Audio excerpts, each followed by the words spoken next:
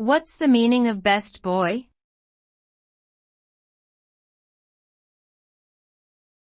Best boy.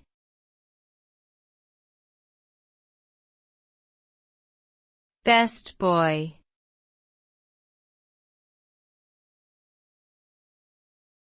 Best boy.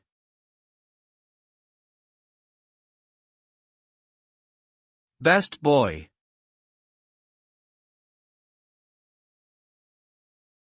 The term best boy refers to a specific role on a film set, commonly found in the electrical and lighting department. The best boy is essentially the second in command to the gaffer, who is responsible for managing the lighting crew and equipment. The best boy's duties include assisting with the planning and execution of lighting setups, as well as managing the electrical equipment and cables. They are also responsible for ensuring that the lighting crew follows safety protocols and adheres to production schedules.